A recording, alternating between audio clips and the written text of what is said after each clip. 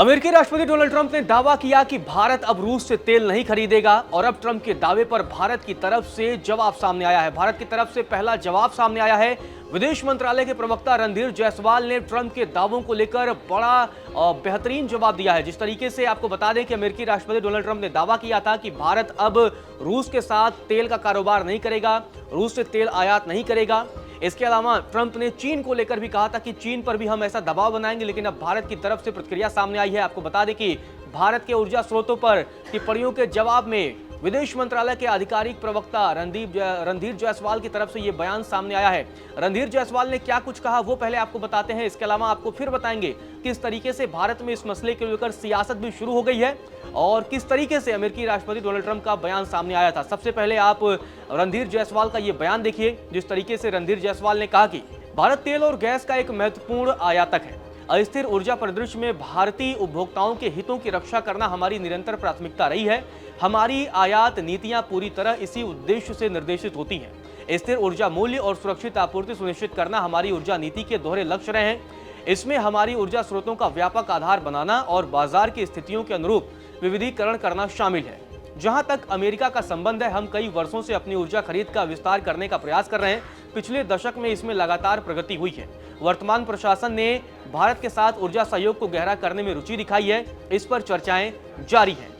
तो मतलब अमेरिका को लेकर सीधे तौर पर रणधीर जायसवाल ने यह कहा है कि अमेरिका के साथ भी बातचीत जारी है, क्योंकि ट्रंप प्रशासन ने भारत के साथ बातचीत में दिलचस्पी ली है। इसी वजह से अमेरिका के साथ भी बातचीत जारी है। लेकिन भारत ने किसी भी तरीके से, यहां जो भारत की तरफ से बयान आया है उसमें किसी भी तरफ से न ट्रंप की बात को इनकार किया गया है और न ही उसे स्वीकारा गया है। सिर्फ ये कहा गया है कि अमेरिका के साथ भी भारत बातचीत जारी किए हुए है और भारत का बातचीत चल रहा है। आपको बता दें, अमेरिकी राष्ट्रपति ट्रंप जो दावा कर रहे हैं उस दावे के बाद से लगातार भारत में भी सियासी बवाल मचा हुआ है।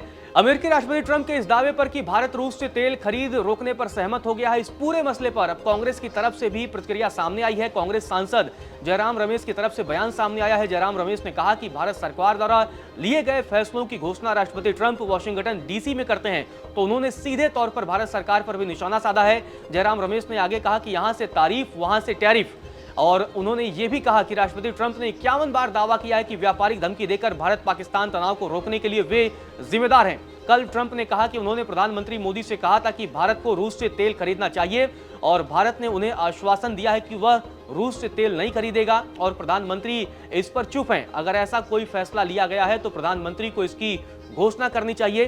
प्रधानमंत्री ट्रंप की तारीफ में ट्वीट करते हैं, लेकिन टैरिफ अमेरिका लगाता है। तो जयराम रमेश जो कि कांग्रेस के नेता हैं, उन्होंने अब मोदी सरकार पर भी इस पूरे मसले को लेकर हमला बोला है। इससे पहले आपको बता दें कि अमेरिकी राष्ट्रपति डोनाल्ड ट्रंप ने बड़ा बयान दिया था।